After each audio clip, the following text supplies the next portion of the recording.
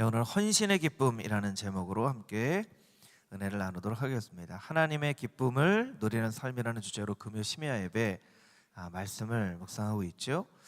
말씀을 준비하는 마음이 참 가볍지 않고 무거웠습니다. 왜냐하면 여러분이 다 잘 아시는 것처럼 지금 이스라엘은 전쟁 중에 있기 때문이죠. 가자 지구의 하마스와 또 이스라엘이 정말 비참한 그 누구도 승자가 없는 그 비극적인 전쟁을 하고 있습니다. 중동 제5차 중동 전쟁이 일어나는 것이 아닌가 하는 그런 걱정 가운데 있죠. 우리 생각에 뭐 누가 잘했고 잘못했고 왜 이 전쟁이 일어났고 하는 것에 대해서 뭐 언론도 이야기들을 많이 하고 또 많은 전문가들이 유튜브 방송을 통해서 이야기를 하지만 사실 이 전쟁이 왜 일어났고 또 누가 잘못했는가 이런 것을 따지기 이전에 참 이해할 수 없는 그런 일들입니다. 많은 민간인들이 뭐 이스라엘 민간인들뿐만 아니라 팔레스타인 민간인들도 사망을 하였고 미국 사람들뿐만 아니라 유럽 사람들도 독특하게 또 동남아시아에 있었던 그런 이주 노동자들도 많이 이미 처형을 당했더라고요. 특히 뭐 태국 사람들도 수십 명 이미 처형 당하기도 하고 그런 일들이 일어났습니다.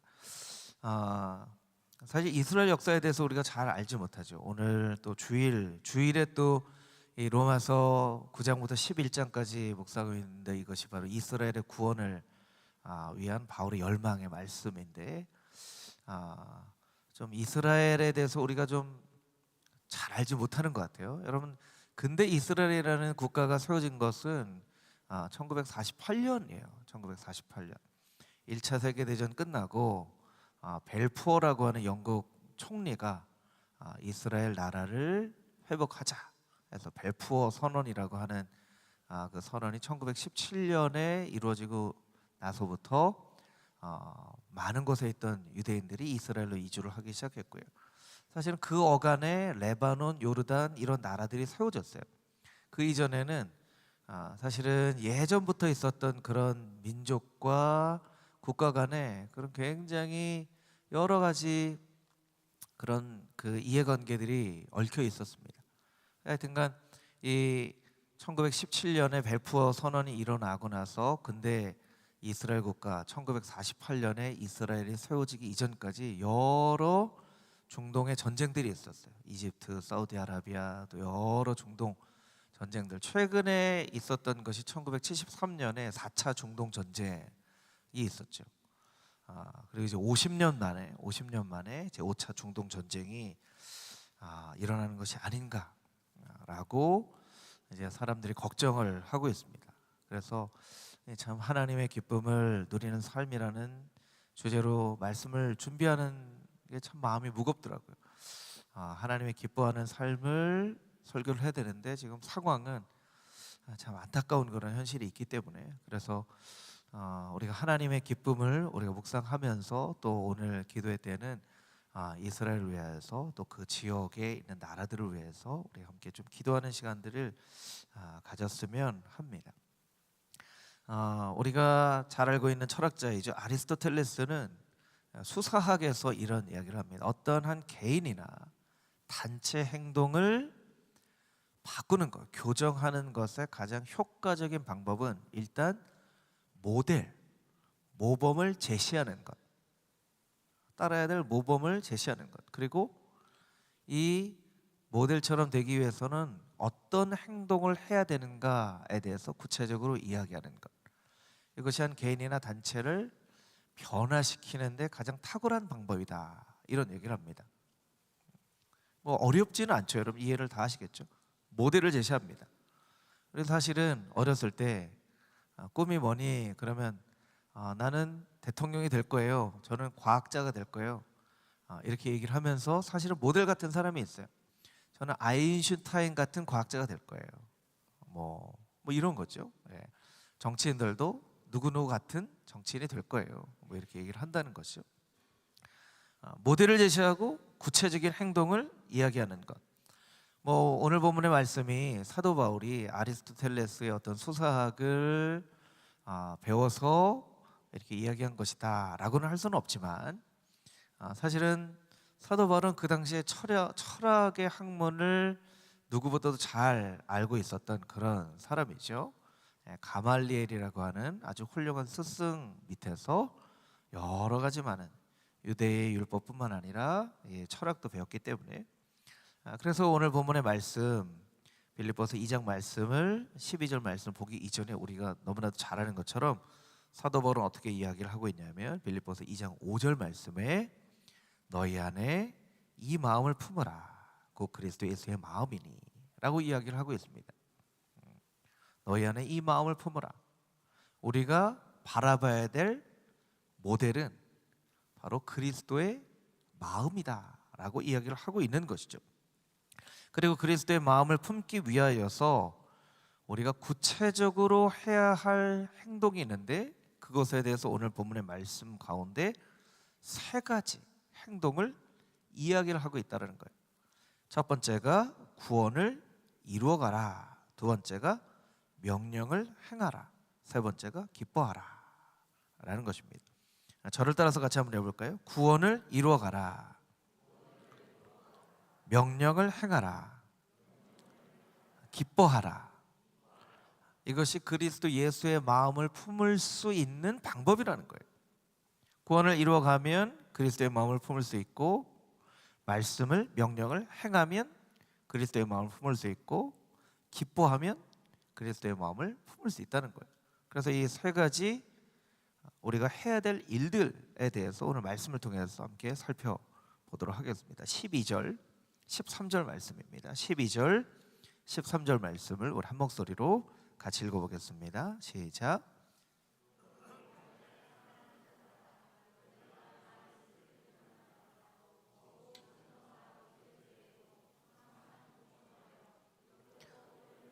너희의 구원을 이루라. 너희 안에서 행하시는 이는 하나님이시니 자기의 기쁘신 뜻을 위하여 너희에게 소원을 두고 행하게 하시나니. 아멘. 12절 말씀을 자막으로 좀 계속 보여주시면 좋을 것 같아요.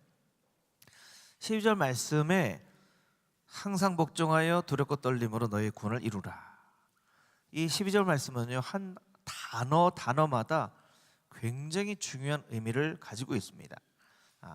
예수를 믿는 것은요, 그냥 예수를 믿는 것이 아니라 예수 그리스도께 온전히 복종할 때, 순종할 때에 예수를 믿을 수 있다는 거예요.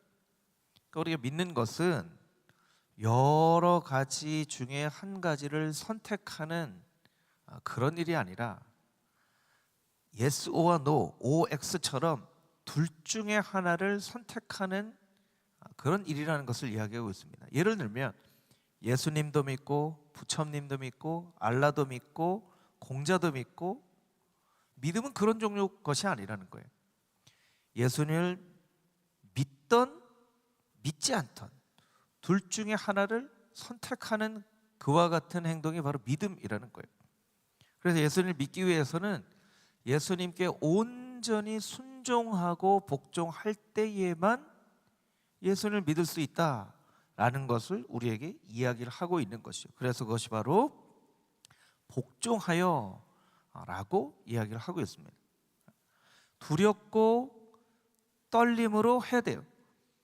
왜냐하면 여러분 뭐 오징어 게임이라는 그런 드라마를 보신 분이 있죠. 거기 보면 어느 둘 중에 어떤 하나를 선택하면 이것이 밑으로 푹 꺼지는 그런 발판일 수도 있고 안 꺼지는 발판일 수도 있어요. 만약에 우리의 구원이 말씀드린 것처럼 OX 중에 하나를 선택할 수 있는 그런 것이라면, 우리가 어떤 것을 선택하느냐에 따라서 밑으로 지옥으로 떨어지기도 하고 구원을 받기도 한다면 우리의 마음이 두렵고 떨리지 않겠습니까? 당연히 두렵고 떨리겠죠. 그와 같은 마음으로 예수님 믿어야 된다라는 거예요. 그 12절 본문의 말씀에 보면 어떤 구원이라고 이야기를 하고 있냐면 너희 구원을 이루라 라고 이야기를 하고 있습니다. 우리 구원이라고 이야기하고 있지 않아요. 인류의 구원이라고 이야기하고 있지 않아요. 너희 구원이라고 이야기한 것은 구원은 개인적인 것이라는 거예요. 내가 예수님 믿는다고 나 때문에 우리 가족 모두가 다 예수님 믿는 것이 아니라 구원은 개인에게 주시는, 개인이 어떻게 예수 그리스도의 십자가에 복종하며 믿음으로 고백하느냐에 따라서 그 개인에게 주시는 것이 바로 구원이라는 거예요. 그래서 12절에 있는 말씀은 한 단어마다 굉장히 중요한 의미를 가지고 있죠. 그런데 그 단어 중에서도 가장 중요한 의미가 바로 너희의 구원을 이루라 라고 하는 단어입니다. 이 말씀은 제가 몇 차례 설명을 드린 적이 있는 것 같아요. 다시 한번 설명을 드리면, 여러분, 구원은 이루는 것이 아니라 얻는 것이죠. 여러분, 왜 구원은 이루는 것이 아니라 얻는 것이 될까요? 이 구원을 이룰 수 있는 스스로의 능력이 우리에게 없기 때문에 그래요. 우리는요, 구원을 이룰 능력이 없고요, 구원을 받을 만한 자격도 없어요. 그 구원을 받을 만한 어떤 그만큼의 행동을 할 수가 없어요. 그렇기 때문에 구원은 아무리 우리가 노력을 하고 무엇을 한다 하더라도 그 구원과 똑같은 값어치의 무언가를 할 수 있는 것이 없어요. 미가 선지자가 이야기하죠. 천천의 수양과 만만의 강수를, 심지어 우리의 목숨을 드릴지라도 우리가 어떻게 그 구원을 받을 수 있겠느냐, 이렇게 설명을 하잖아요. 그러니까 구원은 선물이 되어질 수밖에 없는 거예요. 그런데 왜 그 선물인 구원을 사도 바울은 구원을 이루라라고 설명을 하고 있는 것인가? 이것은 그 구원에 걸맞는 삶을 살아라 라고 하는 의미예요. 제가 이제 막 힘을 내서 목소리를 못 내기 때문에 제가 조용조용히 얘기합니다. 여러분, 또 오늘은 잠을 주시는 때인가 보다 이렇게 생각하지 마시고 여러분 잘 들으세요. 저를 따라서 한번 해보겠습니다. 구원에 걸맞는 삶을 살아라. 구원에 걸맞는 삶을 살아야 돼요. 학생은 공부를 해도 학생, 공부를 하지 않아도 학생이지만 학생다움이라는 것이 있죠. 여러분, 그렇죠? 학생다움이라는 것이 있어요. 학생인데 학생답지 않게 행동하면 사람들이 다 얘기하는 거예요. 너는 학생인데 학생답게 행동을 해야지, 이렇게 얘기를 하는 거예요. 얼마 전에 아시안 게임이 끝났잖아요. 대한민국 국적을 가지고 있지만 대한민국 사람다운 행동이 있죠. 그것은 무엇입니까? 한국과 일본이 축구를 하면 어디를 응원해야 되죠? 한국을 응원해야 되잖아요. 일본은 밉다는 얘기가 아니에요. 저는 한국 사람이지만 저는 일본에 대해서 일본에 대해서 사랑하는 마음 갖는 거, 그것 뭐 하늘 주신 마음이지만, 하지만 한국과 일본이 축구를 하면 대한민국 해야지, 그것을 사람들이 한국 사람답다라고 이야기를 하는 거예요. 마찬가지입니다. 하나님께서 우리에게 구원을 주셔도 구원받은 사람답게 행동하는 것이 있는데 그것을 바로 구원을 이루는 것이라고 사도 바울이 설명을 하고 있다는 거예요. 그것을 좀 신학적으로는 조금 어려운 단어일 수 있지만 성화의 삶이라고 이야기를 하죠. 성화의 삶이라는 것은 어려운 추상적인 개념이 아닙니다. 예수 그리스도를 닮아가는 삶을 의미하는 거예요. 예수 그리스도를 닮아가야 되는 삶인데, 조금 더 여기서 구체적으로 얘기하면, 제가 늘 말씀드리죠. 말씀 묵상할 때 조금 더 그 의미에 대해서 물음표를 가지고 깊게 묵상할 필요가 있다는 거죠. 그럼 예수 그리스도를 닮아간다는 건 어떤 것인가? 그럼 예수 그리스도를 닮는다는 것, 예수님처럼 사랑한다는 의미이기도 하고 예수님처럼 공의를 선포하는 것이기도 하고 여러 가지가 있지만, 예수 그리스도를 닮아간다는 것은 무엇이냐면, 여러분, 예수님께서 공생애를 시작하면서 가장 중요하게 말씀하셨던 메시지가 있어요. 회개하라, 천국이 가까웠다. 회개하라, 하나님의 나라가 가까이 왔다.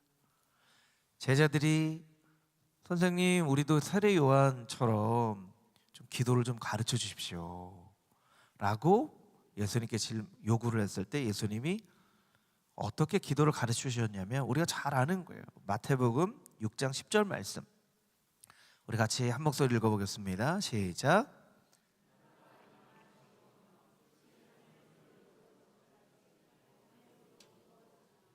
아멘. 나라가 임하시오며, 나라가 임한다는 건 하나님의 나라가 임하시오며, 너희가 이렇게 기도해라. 하나님의 나라가 이곳에 이루어지기 위해서 기도해라. 근데 사실은 예수님이 이 기도하신 이 기도는요, 이스라엘 사람들에게 굉장히 익숙한 그런 기도였어요. 왜 익숙한 기도냐면 이스라엘 백성들이 바벨론 포로기를 거쳐서 페르시아가 이 바벨론 포로기로부터 이스라엘을 또 포로기에서 해방하고 로마의 지배를 받기까지 한 500년간의 시간 동안에 이스라엘 백성들에게 굉장히 유대 율법처럼 깊게 삶 가운데 뿌리내리고 있는 그 격언 같은 게 있어요. 카디시라고 하는 격언이 있는데요, 그 카디시의 한 구절 중에는 이런 구절이 있습니다.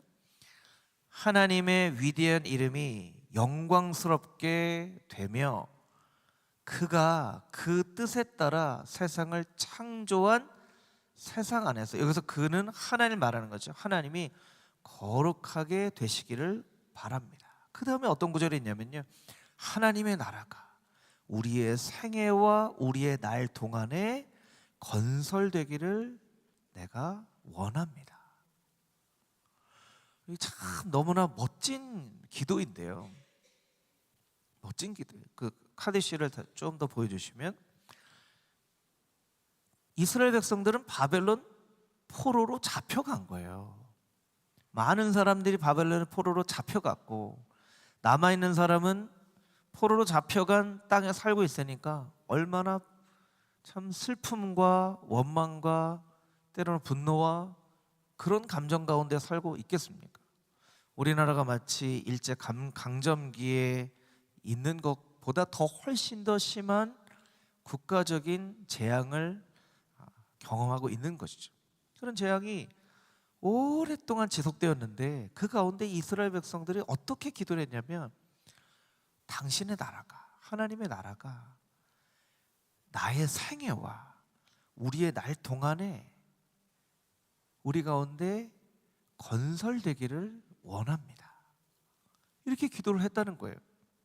참 이스라엘 백성들이 어떤 면으로 보면 참 굉장히 지독하고 참 어떻게 보면 좀 이해 안 되는 부분이 있지만, 어떤 한 부분에 있어서는 참 그래도 우리가 배울 부분이 있다라고 생각되어지는 것은, 삶은 너무나 어려운데 나 같으면 하나님 좀 살려주십시오, 좀 먹고 사는 문제 해결해 주십시오, 그렇게 기도하겠죠. 그런 문제가 조금 해결되면 그 다음엔 뭐 나라와 민족을 위해서 또 기도하겠죠. 하나님, 우리 나라가 지금 이 지경에 놓여 있습니다, 좀 구해 주십시오, 해결해 주십시오. 뭐 정치를 위해서도 기도할 수 있고 여러 가지 위해서도 기도할 수 있죠. 이스라엘 백성들이 어떻게 했냐면 하나님의 나라가 좀 구해 주십시오라고 기도한 게 아니라 하나님의 나라가 우리의 생애 동안 건설되어지기를, 이루어지기를 원합니다, 이렇게 기도를 했다는 거예요. 여러분, 예수님은요 제자들에게 이렇게 기도를 가르쳐 주지 않으셨어요. 빨리 이 세상에 끝이 오도록 기도해라, 빨리 이 세상에 종말이 오도록 기도해라, 그렇게 기도를 가르쳐 주지 않으셨어요. 그렇게 기도를 가르쳐 주시지 않고 대신 하나님의 나라가 임하시오며 하나님의 나라가 이루어지기를 기도해라. 어디에 이루어진다는 것입니까? 어느 특정 장소에 이루어진다는 것입니까? 그렇게 이해를 하는 사람들은 유대주의자들이 됐죠. 하나님의 나라가 이스라엘이라고 하는 땅, 젖과 꿀이 흐르는 가나안 땅, 하나님께서 우리에게 약속으로 주신 그 땅 안에 이루어지기를 원하는 거예요. 사실은 근대 이스라엘을 세우신 역사 가운데에도 섭리를 통하여서 일하시고 계시는 분이 하나님이시지만, 이런 하나님은요, 유대인들 생각처럼 그 이스라엘의 작은 땅 가운데에 제한할 수 있는 분이 아니세요. 유대인들은 어떻게 생각했냐면, 그 우리 민족에게 주신 그 약속의 젖과 꿀이 흐르는 가나안 이 땅 안에 하나님의 나라가 이루어지기를 원하는 거예요. 그러니까 자꾸 이스라엘을 고집하는 것이죠. 예루살렘을 고집하는 거예요. 여러분, 예루살렘에 있는 게 성전이 아니잖아요. 모스크잖아요. 그래서 이스라엘 사람들이 그 통곡의 벽을 붙잡고 기도하고 있는 거잖아요. 이스라엘 백성들은요, 그 공간 안에 하나님의 나라가 이루어지기를 원하고 있었던 거예요. 근데 사실은 하나님이 원하시는 것은 하나님을 믿는 하나님의 백성들의 마음 가운데, 그 삶의 자리 가운데 하나님의 나라가 이루어지기를 원하시고 계시는 거죠. 하나님은 지금도 여러분 한 사람 한 사람의 삶의 자리 가운데, 가정 가운데, 직장 가운데 하나님의 나라가 이루어지기를 원하시고 계십니다. 여러분, 그 사실을 믿으십니까? 할렐루야. 그것이 바로 두렵고 떨림으로 너희의 구원을 이루라 라고 하는 사도 바울의 이 빌립보 서신 가운데에 담겨져 있는 하나님의 마음이에요. 그래서 오늘 이 말씀을 보면서는 우리가 어떤 기도의 제목을 붙잡아야 되냐면, 하나님, 나의 마음 가운데, 우리의 가정 가운데, 우리의 직장 가운데, 금호 중앙교회 가운데, 금호동 가운데 하나님의 나라가 이루어지기를 원합니다. 그렇게 우리가 기도해야 돼요. 그리고 또한 우리가 지금은 처참한 전쟁과 싸움 가운데 있지만 이스라엘 땅 가운데 하나님의 나라가 임하기를 원합니다. 이렇게 기도를 해야 되는 거예요. 그것이 바로 예수 그리스도의 마음을 품는 우리의 삶이 되어질 수 있는 행동이라는 것이죠. 두 번째, 우리 14절에서 16절까지 있는 말씀을 같이 한번 읽어보겠습니다. 14절에서 16절 말씀입니다. 시작.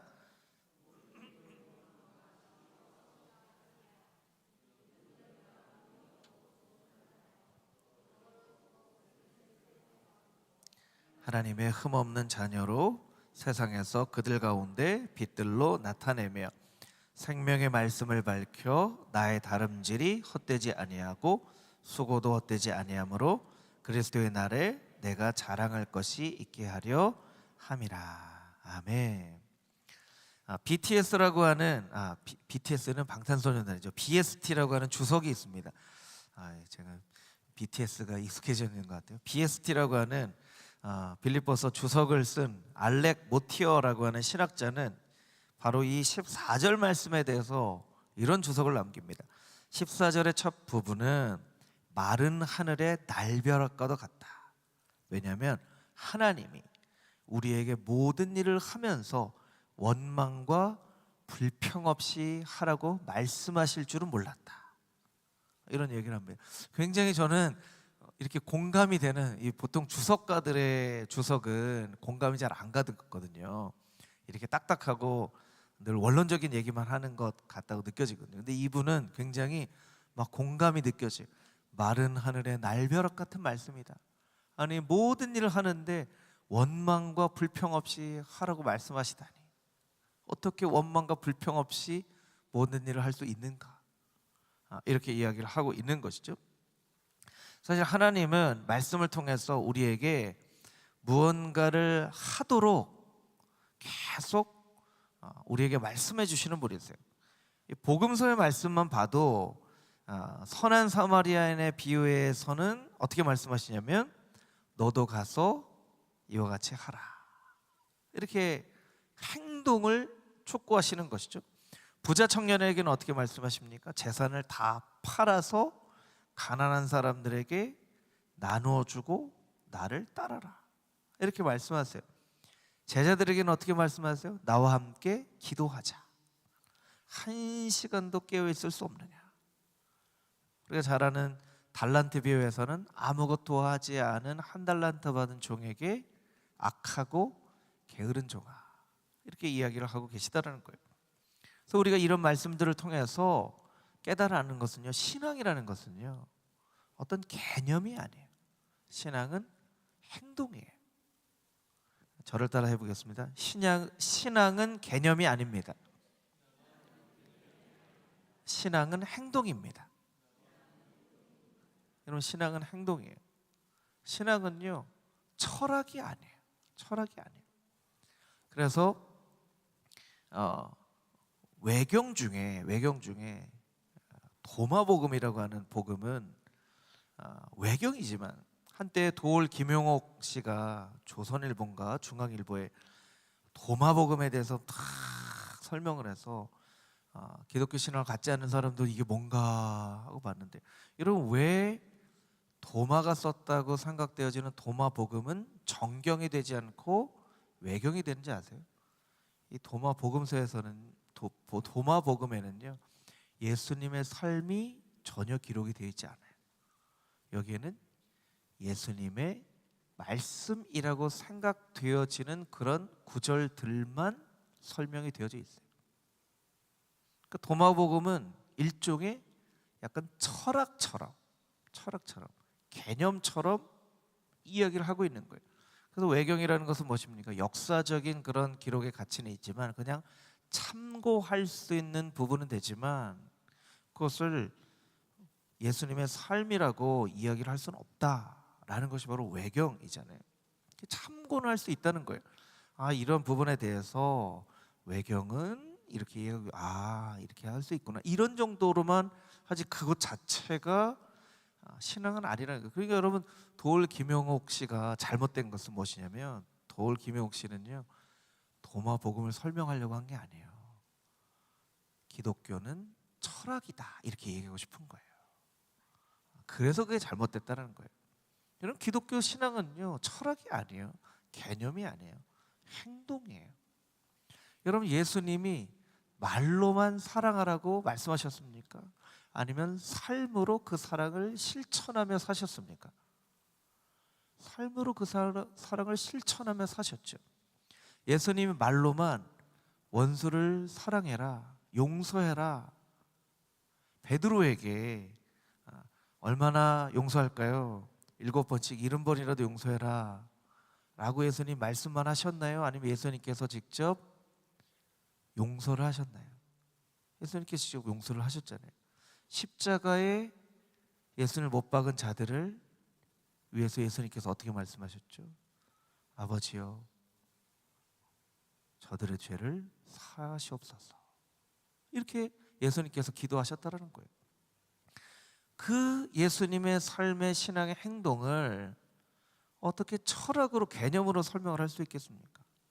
오늘 우리의 삶이, 우리의 신앙이 자꾸 개념화되어지고 철학처럼 되어지고 신앙이 자꾸 말처럼 되어지는 그런 시대 가운데 우리가 살아가고 있다는 거예요. 우리가 깨달아 알아야 되는 것은 신앙은 행동이라는 것이죠. 신앙은 우리가 어떻게 살아가느냐가 바로 우리의 신앙이라는 거예요. 왜 우리가 행동을 하면서 살아가야만 하냐면 15절 말씀처럼 우리가 살아가는 시대는 뒤틀리고 타락한 세대이기 때문에 그렇습니다.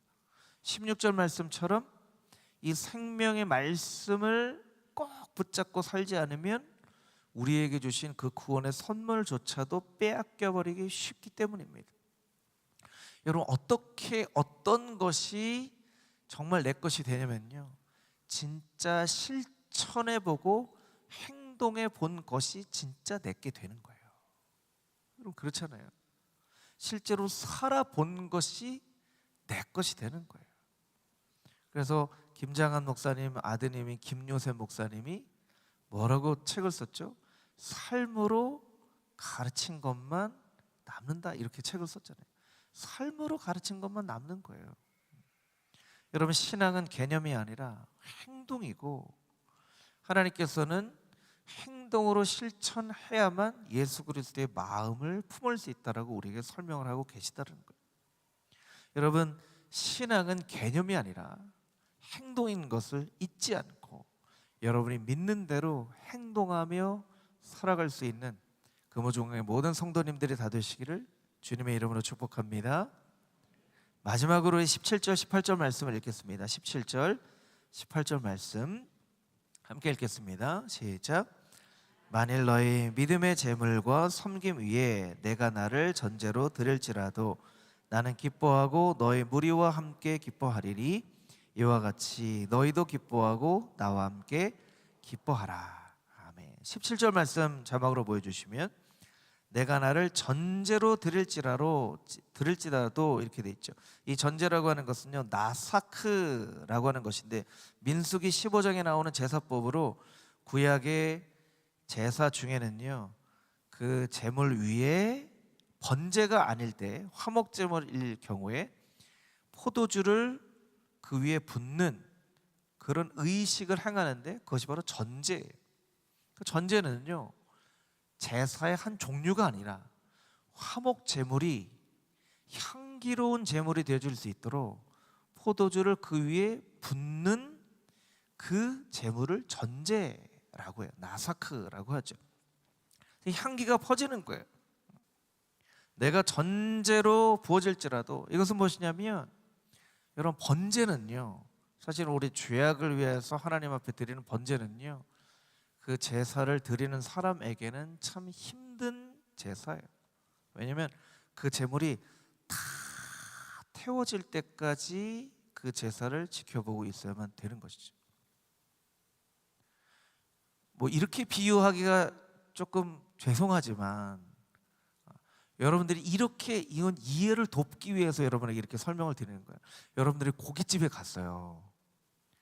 고기가 구워지는 냄새는 좋죠. 반응이 없으시는 거 보니까 벌써 막 졸리신 것 같아요. 예. 고기가 구워지는 냄새는 좋지 않나요, 여러분? 고기 타는 냄새는 어때요? 예, 고기 타는 냄새는 별로 좋지 않거든요. 그런데 번제는요, 그 고기가 다 탈 때까지, 제물이 다 태워질 때까지 그 자리에 있어야 되는 거예요. 얼마나 참 중요한 제사지만 참 힘든 제사예요. 근데 화목제물은요 다 태우지 않거든요. 그리고 그 위에 포도주를 이렇게 부어요. 그러면 제물이 타는 냄새를 포도주가 타면서 향기로운 제물이 되는 거예요.